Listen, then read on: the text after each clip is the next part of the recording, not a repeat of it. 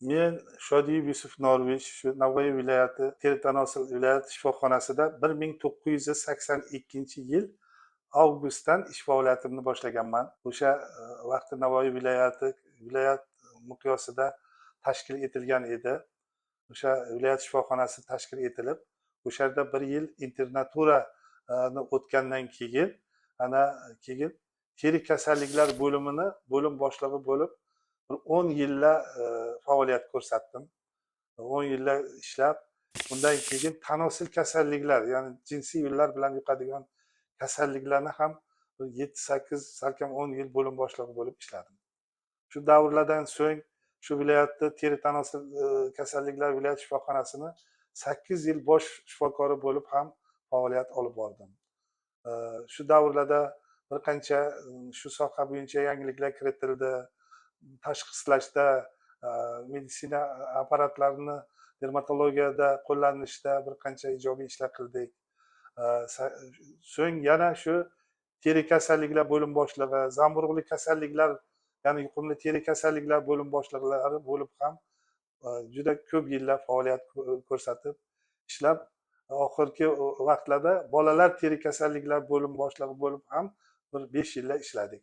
Mana hozir nafaqada bo'lsak ham shu viloyat shifoxonasida yarim stavka deymizmi endi, shu qabul bo'limida endi ko'p yillik shu o'zimizni praktikamiz, bilimimizni xalqqa berib, shu davolash ishlari bilan shug'ullanib kelyapmiz. O'z davrimda juda ko'p shogirdlar chiqardik.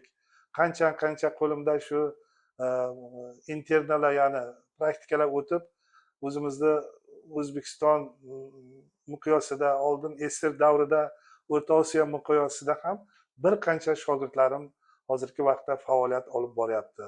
Hozirgi vaqtda ham ustoz shogirdlik an'anasiga rioya qilib, doim birgalikda xalqimizga shifo berishni shu qo'llab kelyapmiz. Chunki bu haqiqatda 43 yillik katta praktika. Shu praktika davrida minglab bemorlarni tashxislash, davolash, ularni faoliyatini o'rganib, kelajakda shu oldini olish bo'yicha shogirdlarimiz bilan ko'p davra suhbatlari qilib, bilganlarimizni shu shogirdlarga o'rgatib, davolash ishlarini bilgancha xalqimizga shifo berib kelyapmiz.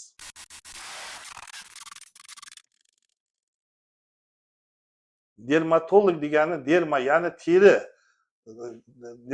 teri sohasini shifokori deb o'ylayman.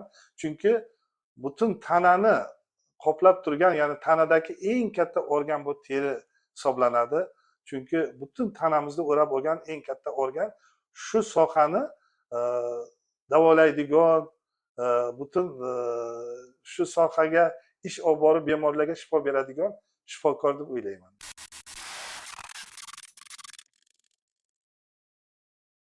Endi biz dermatovenerolog deymiz. Bu soha haqiqatda juda ham bir meditsinani bitta ulug' qirrasi.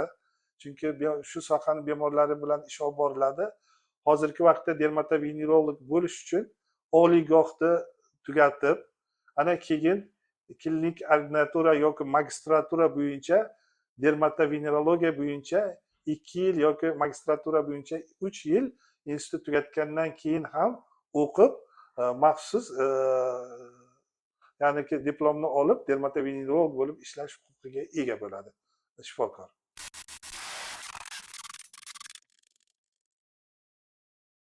Dermatologiya kasalliklarni davolashda juda ko'p usullar qo'llanilyapti. Yana azaldan dori darmonlar bilan davolash, fitoterapiya hozirgi vaqtda dunyo bo'yicha rivojlanib boryapti. Har xil o'simliklar bilan, ya'ni salbiy ta'siri kam dori darmonlar deymiz.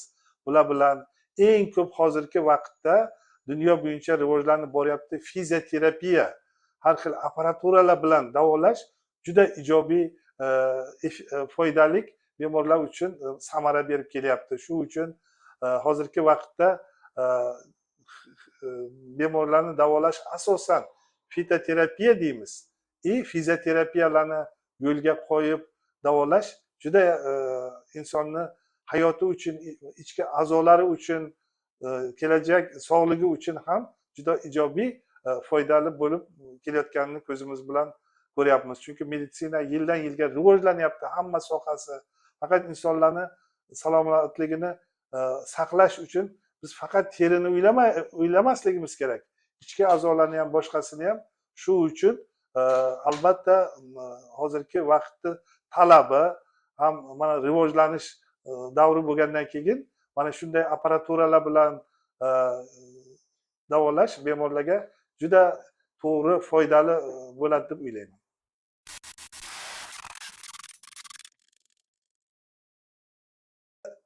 Haqiqatdan mana insonlar 4 ta fasl deymiz. 4 ta faslda ham terida o'zgarish kechishi mumkin. Yoki yoshlikda, yoki mana balog'at yoshiga yetganda, yoki qarni o'rishda ham terida bir qancha o'zgarishlar kuzatilaveriladi. Ularning qon aylanishi, boshqasi yoki quyosh nuri bilan, ish bilan bog'liqligi, noto'g'ri kiyimi. Shu uchun har holda agar insonlar hech bo'lmasa yilida bir dermatolog shifokori bilan maslahat olib yoki mana fasllarga mos qilib qanday kiyinishlar, qanday teriga ishlov berishlar, sochga qanday ishlov berishlarga o'ziga tushuncha bo'lsa, juda ham nur ustiga a'lo nur bo'lar edi.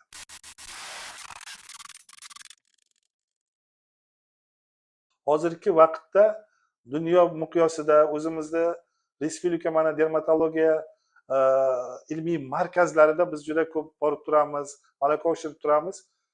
Eng ko'p mana dermatokosmetologiyada juda rivojlanish kuchli ketyapti.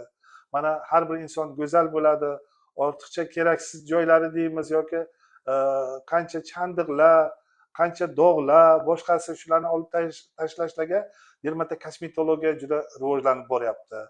Yoki yangi apparaturalar, mana lazer bilan ishlash, juda boshqa bir qancha yangi ya'ni meditsinskiy shu teriga ishlov berish, terining bir xil kasalliklarni davolashda fizioterapik apparatlarning chiqishi biz dermatologlarni juda xursand qilyapti. Sababi bemorlar oldin oylab, yillab ololmagan shifoni tez miqdorda olib, shu dardlardan forig' bo'layotganligini ko'rib biz juda xursand bo'lyapmiz.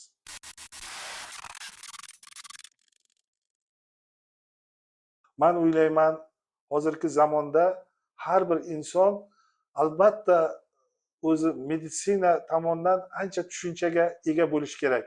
Mana televideniya, radio, gazetalarda qancha har bir meditsina sohasida tavsiyalar berib boriladi. Albatta bularni ko'rish kerak, eshitish kerak, tushunmagan savollarini berib, o'zi shu savollarga javob olish kerak. Faqat shifokor bergan javoblarga qoniqib, ya'ni boshqa sohani insonlarini bergan tavsiyasi emas. Shu uchun har bir inson o'ziga albatta tushunmagan savollarni hozir berib javob olishda juda yo'llari ko'p, qirralari ko'p. Men o'ylayman, albatta qiziqqan insonlar albatta savol bilan chiqib, o'zini savollariga ijobiy javob olib, o'sha orqali hayotini davom ettirsa, juda nur ustiga nur bo'lar edi.